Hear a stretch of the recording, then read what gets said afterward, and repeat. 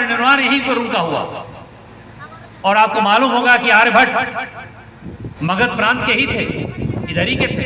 आर्यभट्टिया उन्होंने लिखी तो केपलर और कोपरनिकस के पहले उन्होंने कोसाइन और साइन का किया। मैं भी आईआईटी के छात्र हूं, तो मुझे मालूम है कैसे वह बगदाद में गया। बगदाद में एक मुसलमान खरवाजी, उसने वहां से लिया तो अलजबरा का वहां पर हुआ। यहीं पर कबीर आए, तुलसीदास जी ने जब वाल्मीकि की रामायण को अवधि में भाषित किया तो पूरे देश में इसका प्रसार हुआ।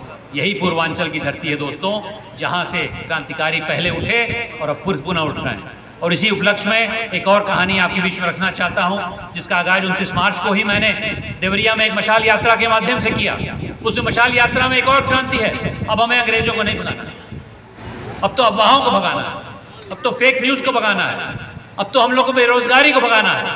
और इसी के साथ साथ मैं आपको आह्वान करना चाहता हूं कि अमृत प्रयास के बारे में बात करिए। अमृत प्रयास मेरा है, लेकिन विजय जी का भी प्रयास है, डबल इंजन लग गया।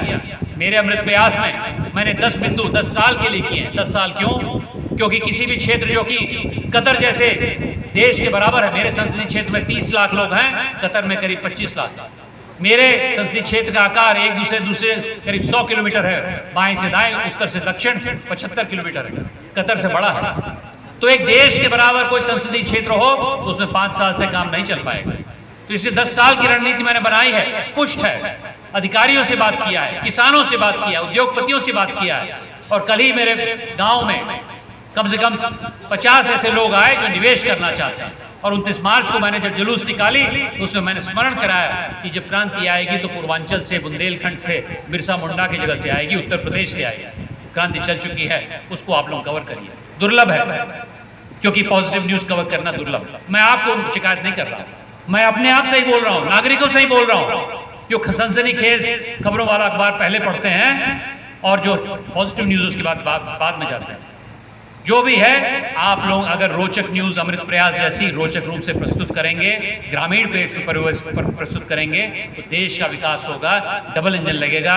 क्योंकि विकसित भारत का स्वप्न तभी होगा जब हर व्यक्ति प्रयास करेगा। एक सांसद या एक विधायक या एक डीएम या एक एसपी करेगा तो 30 लाख लोगों वाली जनसंख्या वाला क्षेत्र आगे नहीं बढ़ पाएगा। आपकी किस्से कहानी ज्वलंत करेंगे, हर गांव में किस्से कहानी हो, हर गांव में ज्वाला उठे कि अमृत प्रयास के माध्यम से सांसद जी कर रहे हैं, वो हर व्यक्ति की शक्ति को आगे ले जाएगा और हर व्यक्ति इस महायज्ञ का पुरोहित होगा।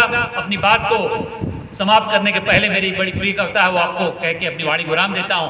कर्म यज्ञ से का स्वर्ग मिलेगा, किंतु बनेगा कौन पुरोहित? अब यह प्रश्न है। आप उस महायज्ञ के पुरोहित हैं, आप हर गांव में बैठे हैं, आप हर गांव में पत्रकारिता करते हैं। उस ज्वाला को जगाने के लिए नकारात्मक सोच से परे परिश्रम करके अगर आप सकारात्मक सोच की न्यूज फैलाएंगे तो मेरे जैसा जनप्रतिनिधि हर समय आपके साथ खड़ा रहूंगा। योगी जी तो खड़े हैं, मोदी जी तो खड़े हैं, लेकिन यहाँ भी सारी सांसद, मैं, विजय जी, मनीष जी, अन्य लोग आपके साथ हर समय खड़े रहेंगे।